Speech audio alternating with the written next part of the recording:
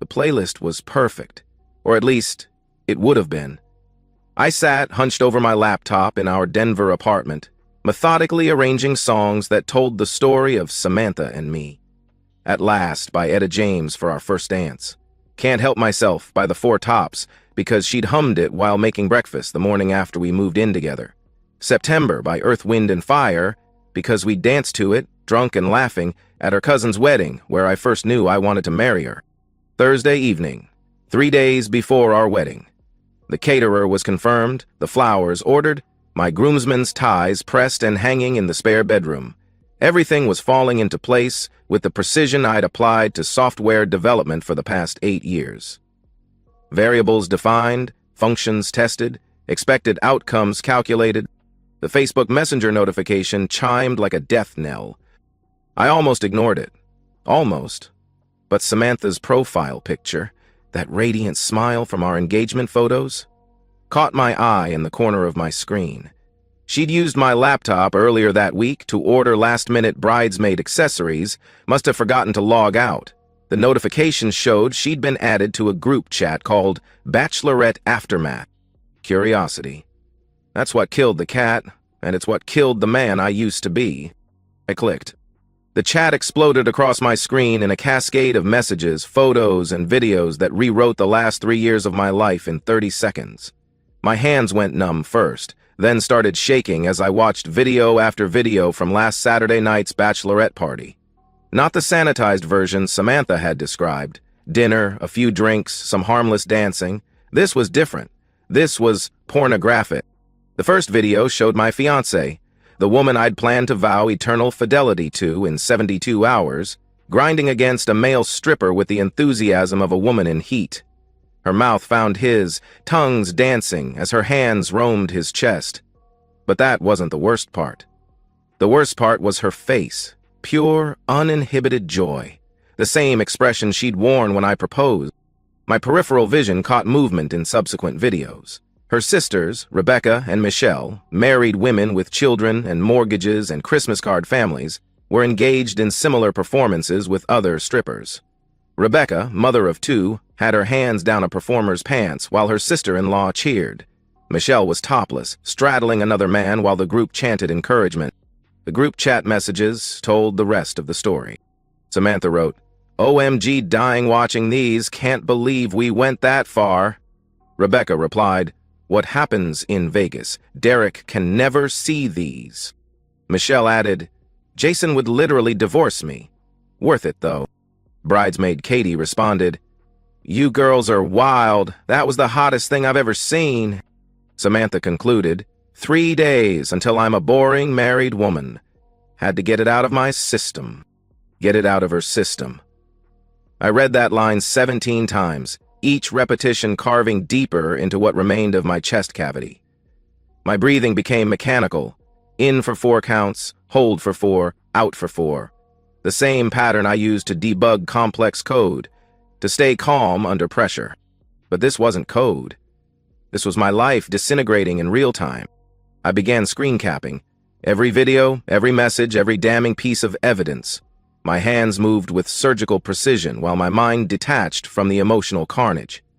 I uploaded everything to 3 separate cloud storage accounts, copied files to 2 external drives, organized them by timestamp and participant. If I was going to die tonight, I was going to be thorough about it. The evidence painted a story of systematic deception. This hadn't been a moment of weakness or poor judgment. The chat revealed weeks of planning, discussions of boundaries they intended to cross, promises to take secrets to the grave. Samantha had orchestrated the entire evening, including bringing a photographer, her single cousin Maya, to document their betrayals. 2 hours passed in evidence collection. 2 hours of watching the woman I loved enthusiastically betraying everything we'd built together. 2 hours of realizing that while I'd been carefully crafting our wedding playlist, she'd been planning her last hurrah before settling for a lifetime of lying to my face. When I finally closed the laptop, the apartment felt different. The engagement photos on our mantel seemed to mock me. The wedding dress hanging in our bedroom closet was a costume for a play I'd never agreed to star in. Even our cat, Pixel, seemed to watch me with knowing eyes, as if he'd sensed the truth I'd been too naive to see. I walked to our bedroom and stared at my wedding suit, still in its dry cleaning bag. The man who'd bought that suit was optimistic, trusting, ready to pledge his life to someone he thought he knew. That man was an idiot. That man was dead. But as I stood there, something else stirred in the wreckage of my shattered worldview. Not rage. Rage was hot and sloppy and led to mistakes. This was colder, more calculated. This was the part of my brain that had debugged thousand-ling programs, that had built systems from nothing but logic and determination. I had 72 hours to decide who I wanted to become. The groom was dead, but something darker was being born.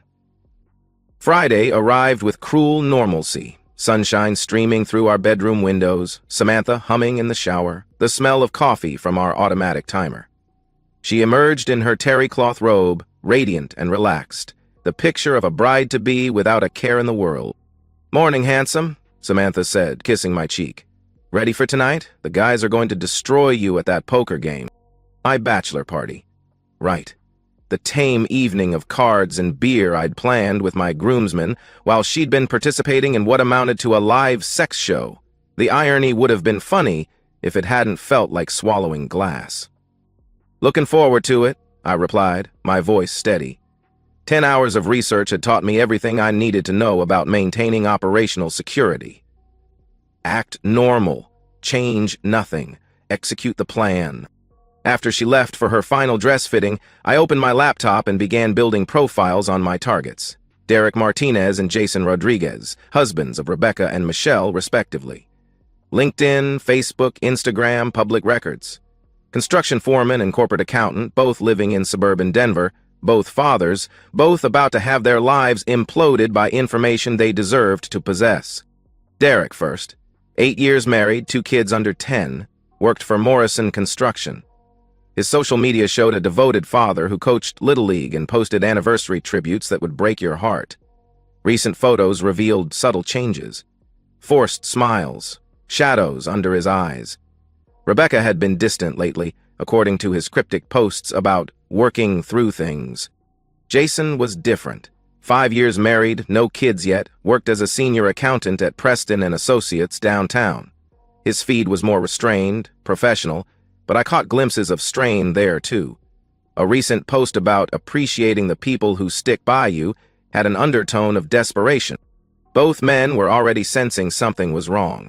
I was about to confirm their worst fears. I called Derek first, reaching him during his lunch break. "Derek Martinez?" I asked when he answered. "Yeah. Who's this?" Derek responded. "Ethan Brooks. I'm marrying Samantha Martinez this Sunday, Rebecca's brother-in-law."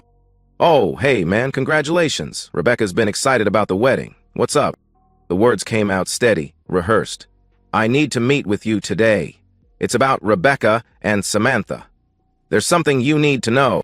Silence stretched between us like a taut wire. "What kind of something?" Derek asked, his voice tightening. "The kind that's better discussed in person. Can you meet me at Common Grounds on Colfax at 2? "Ethan, you're scaring me here." "I'm sorry, Derek, but you deserve to know the truth," I replied. Common Grounds was perfect. Public enough to prevent violence, private enough for devastating conversations. I arrived early, chose a corner table with clear sightlines, and waited. My phone contained enough evidence to destroy 3 marriages.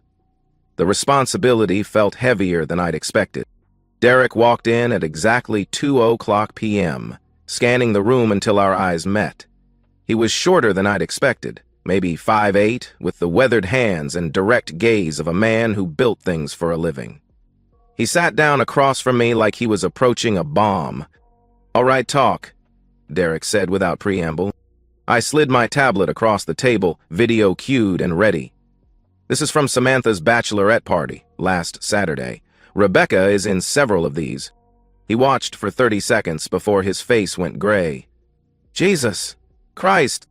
"There's more," I said quietly. 20 minutes later, Derek Martinez was a different man. The devoted husband had been replaced by something harder, more angular, He stared at the evidence with the expression of someone calculating load-bearing weights for a structure that was about to collapse. "How long have you known?" Derek asked. "Since last night. I'm calling Jason next," I replied. "Good." Derek stood up, pocketing screenshots I'd printed for him. "Rebecca's picking up the kids at 5. I'll be waiting." "Derek," I began. "No." His voice carried the finality of a sledgehammer. 8 years. 2 kids. And she's grinding on some asshole while her sister cheers. He paused at the table's edge.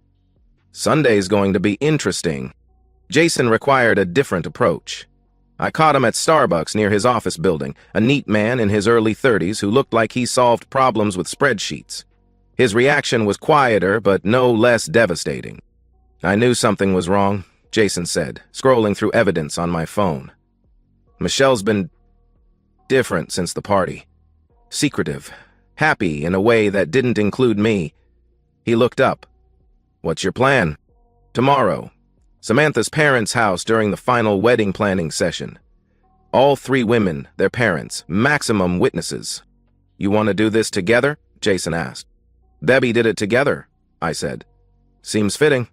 By 6 p.m. I had 2 allies and a coordinated plan. 3 tablets, 3 sets of evidence, 3 marriages about to detonate simultaneously. We synchronized our watches like a military operation, because that's what this had become. Strategic warfare against an enemy that had declared war on us first. My phone buzzed with a text from Samantha. "Can't wait to marry you on Sunday. Love you forever. Forever." The word tasted like ashes.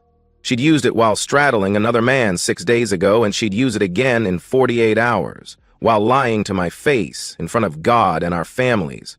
But Sunday wasn't about the wedding anymore. Sunday was about justice. The Martinez family home buzzed with pre-wedding energy when I arrived Saturday afternoon. Samantha's mother, Elena, was arranging centerpieces in the dining room while her father, Carlos, reviewed seating charts at the kitchen table. The 3 sisters clustered around the breakfast bar, champagne glasses in hand, laughing over last-minute details with the easy intimacy of shared secrets. "There's our groom," Rebecca called out, her voice bright with artificial cheer. She looked exactly like someone who'd spent the week waiting for her husband to find certain videos. Dark circles under carefully applied concealer, wine at 2 p.m., that desperate brightness of someone trying too hard to act normal. Michelle raised her glass. "To Ethan, welcome to the family." Samantha glowed beside them, radiant in a sundress that made her look like the perfect bride-to-be. She kissed me when I approached, tasting like champagne and lies. "How are you feeling? Nervous?" "Ready for tomorrow," I said, which was true enough. The doorbell rang at 2:17 p.m. Derek's arrival pulled the first thread from their carefully constructed tapestry of deception. He looked like a man who'd slept 3 hours in the past week, which probably wasn't far from the truth. "Derek," Elena called from the kitchen. "Perfect timing. We need a man's opinion on the table arrangements." "Actually," Derek replied, positioning himself near the living room entrance, "I think I'll wait for Jason." Rebecca's smile faltered. "Jason? Why is Jason coming?" Before Derek could answer, the doorbell rang again. Jason entered with the measured precision of someone who'd spent the morning reviewing legal documents. He nodded to me, took his position near the back patio door, and checked his watch. The temperature in the room dropped 10 degrees. "Boys, what's this about?" Carlos asked, setting down his seating chart. I moved to the center of the room, ensuring everyone had a clear view. 3 women, 2 parents, 2 brothers-in-law, all witnesses to what came next. My hands were steady as I pulled out my tablet. "Before the wedding tomorrow, there's something everyone needs to see." "Ethan," Samantha said, her voice carrying a warning note. "What are you doing?" "I'm showing everyone what you did at your bachelorette party." The silence that followed was profound. Rebecca went white. Michelle started shaking her head before I'd even hit play. Samantha's face cycled through confusion, realization, and panic in the space of 3 seconds. "It was just harmless fun," Rebecca said quickly. "Girls' night out, nothing serious." Was this harmless? I turned the tablet toward the room. The video played on the large screen. Samantha, grinding against a male stripper with pornographic enthusiasm. Rebecca, married mother of two, with her hands down another performer's pants. Michelle, topless and straddling a third man while the group cheered. Elena Martinez dropped her wine glass. The sound of shattering crystal punctuated the destruction of 3 marriages. "Oh my God," Carlos whispered. "It's not what it looks like," Samantha said, but her voice had lost all conviction. Derek stepped forward, his own tablet ready. "Here's what it looked like from another angle." More footage, different perspectives, same betrayals. Rebecca tried to cover her face, but the damage was done. Jason's voice cut through the chaos with accounting precision. "Michelle, this is you saying, and I quote, 'Jason would literally divorce me, worth it though.'"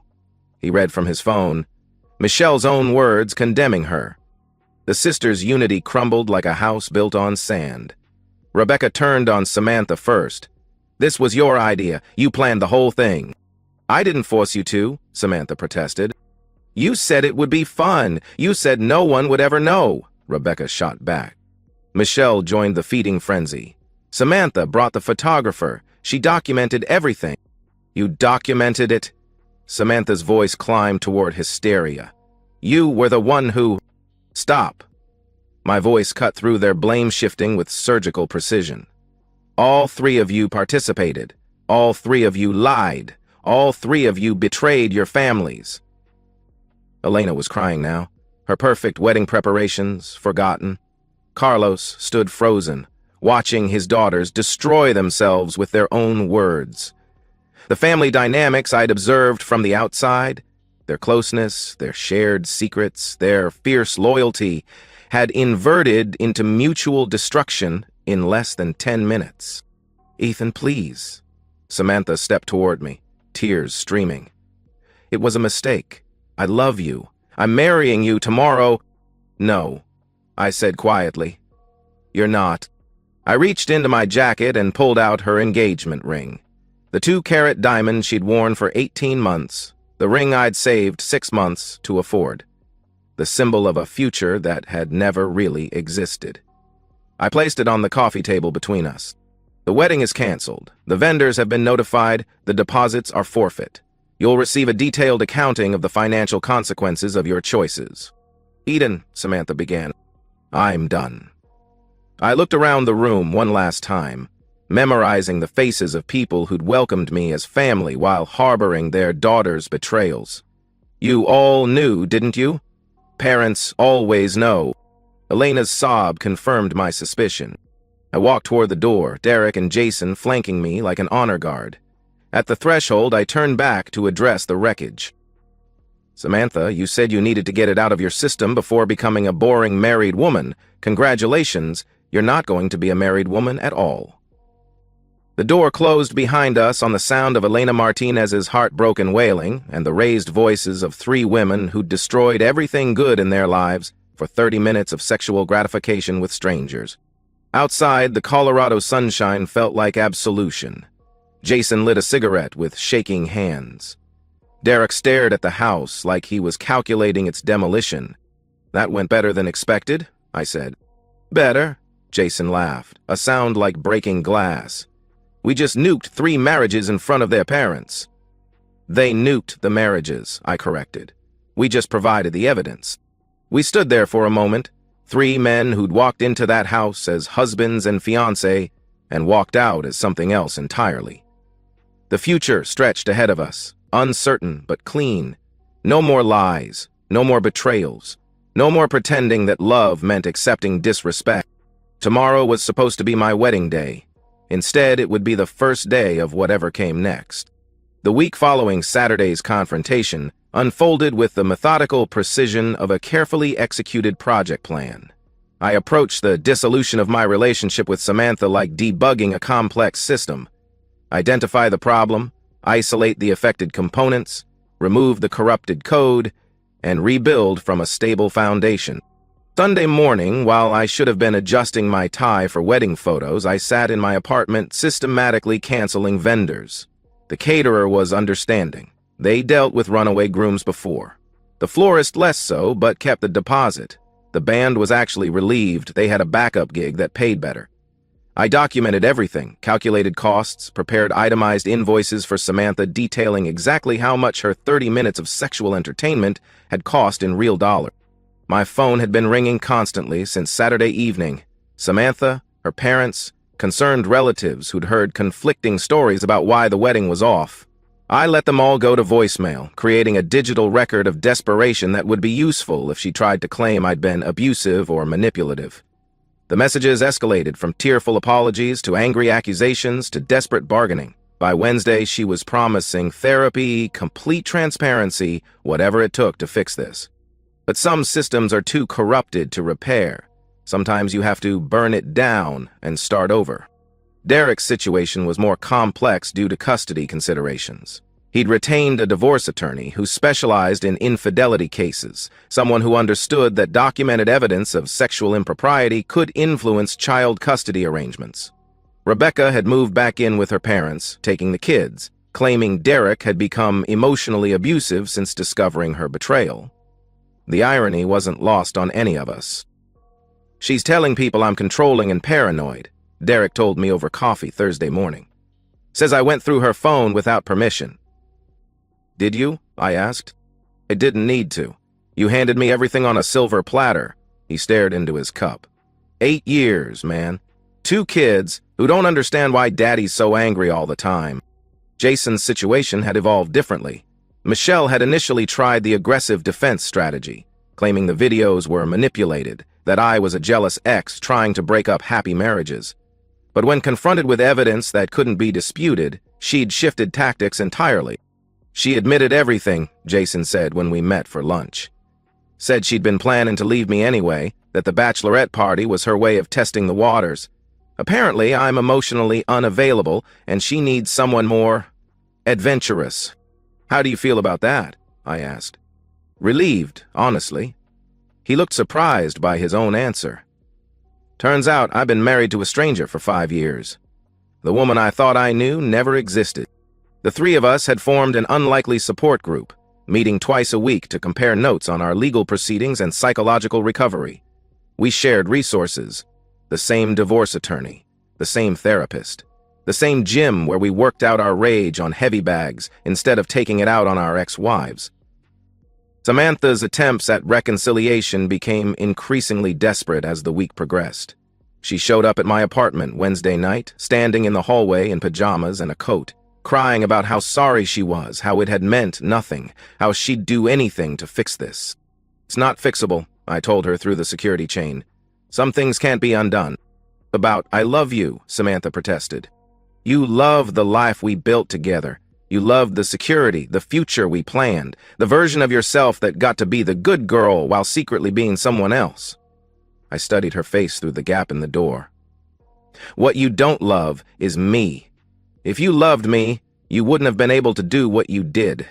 Thursday brought news that Michelle had already moved in with a coworker from her accounting firm, a man she'd apparently been getting close to for months before the bachelorette party. Her marriage hadn't been killed by one night of sexual impropriety. It had been dying slowly while she planned her exit strategy. The party had just been her way of having cake and eating it too. Rebecca's story was different but equally devastating. Derek's attorney had discovered she'd been carrying on an emotional affair with her personal trainer for 6 months.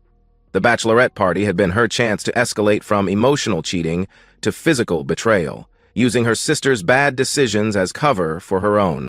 Friday evening, I sat in my apartment, staring at the wall where our engagement photos used to hang. The lease was up next month, and I'd already started looking for a new place. Somewhere clean, modern, with no memories of the life I'd planned with Samantha. The apartment we'd shared felt contaminated now, every corner holding reminders of promises that had been lies. My phone buzzed with a text from an unknown number, one of Samantha's friends, probably, trying to intercede on her behalf. The message was longer than expected. Maya wrote, "Ethan, this is Maya, Samantha's cousin. I was at the bachelorette party. I want you to know that I tried to stop them, but they said it was just harmless fun. I'm sorry I didn't speak up sooner. What they did wasn't right. You deserve better." Attached was a photo I hadn't seen before. The three women the morning after the party, laughing over breakfast while reviewing photos from the night before. Not an ounce of regret or guilt among them. Just three married women celebrating their successful deception of the men who loved them. I forwarded the photo to Derek and Jason, then deleted the conversation. Some evidence was worth preserving, some was just salt in wounds that were finally starting to heal. The week ended with me deleting Samantha's contact information from my phone, blocking her on all social media platforms, and signing a lease on a new apartment across town. The systematic unraveling was complete. Every connection severed, every shared asset divided, every promise voided. I'd entered the week as a betrayed fiancé consumed with righteous anger. I was ending it as something else entirely. A man who'd learned that sometimes the best revenge isn't destruction, but reconstruction. Building something better from the ashes of what came before. My new apartment had become a sanctuary of controlled minimalism. Clean lines, modern furniture, no photographs of the past. The morning sun streamed through floor-to-ceiling windows, illuminating a space that belonged entirely to me. No compromises, no shared decisions, no accommodating someone else's taste in throw pillows. The laptop, where I'd first discovered Samantha's betrayal, now served exclusively creative purposes. I'd been promoted to senior developer at my firm and was 3 months into a startup project with a former colleague. The app we were building, a platform for verified testimonials and reputation management, felt appropriately ironic. We were creating systems to help people identify trustworthy individuals and businesses. Professional paranoia monetized. The monthly dinner with Derek and Jason had become a ritual of accountability and friendship.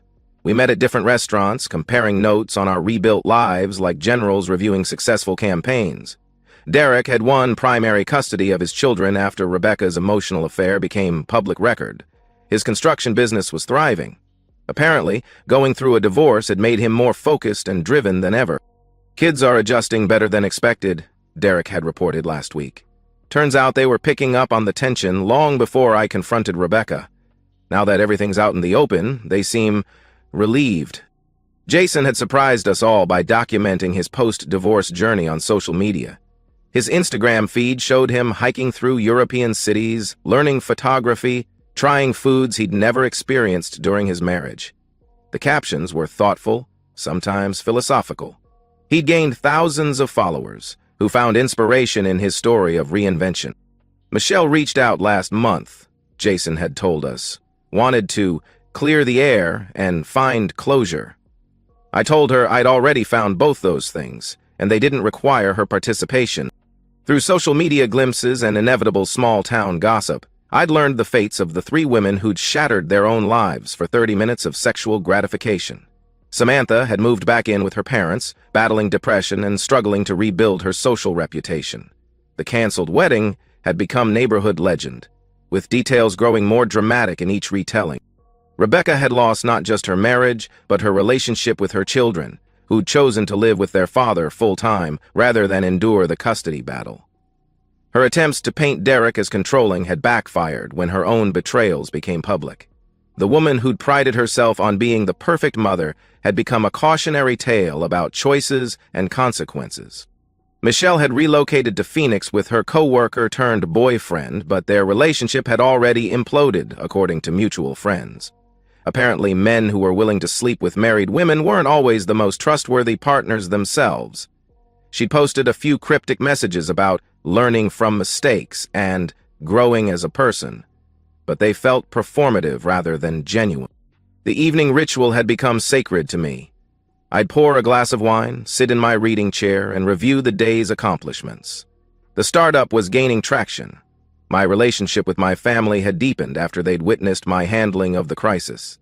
I'd started therapy, not because I was broken, but because I wanted to understand how I'd missed so many warning signs. You trusted someone who was untrustworthy, my therapist had explained. That says something about your character, not theirs. The goal isn't to become suspicious of everyone, but to become better at recognizing authenticity. My phone buzzed with a notification, a text from a number I didn't recognize.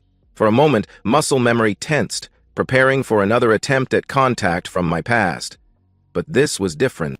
Sarah wrote, "Hi, Ethan, this is Sarah from the coffee shop on 17th Street. You probably don't remember me, but you helped me with my laptop a few weeks ago when it crashed. I was wondering if you'd like to grab coffee sometime?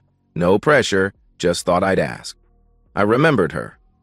Dark hair, genuine smile, the kind of person who said please and thank you to baristas. She'd been frantic about losing work files when her computer froze, and I'd spent 20 minutes helping her recover everything. No hidden agenda, no manipulation, just one human being helping another.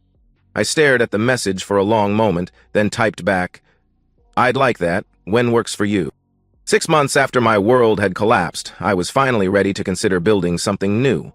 Not because I'd forgotten the past or forgiven the betrayals, but because I'd processed them completely. I'd learned that some people were worthy of trust and others weren't. The challenge was becoming skilled enough to tell the difference. I walked to my laptop and deleted the final folder of evidence from Samantha's betrayal. Not out of forgiveness. Forgiveness was irrelevant to someone who'd never asked for it genuinely. But because I no longer needed it. The past had been processed, consequences had been distributed, and justice had been served through the simple act of refusing to pretend betrayal didn't matter. The man who'd bought that wedding suit was dead, but the man who'd risen from those ashes was stronger, wiser, and finally ready to trust again, carefully, selectively, but authentically. The future stretched ahead, uncertain but clean, and for the first time in 6 months, that felt like enough. And that's the end of today's story. If you enjoyed it, please give this video a thumbs up and drop a comment below. Your support helps the algorithm push my content further. If you're new to the channel, don't forget to hit that subscribe button. It really helps me keep creating more stories for you.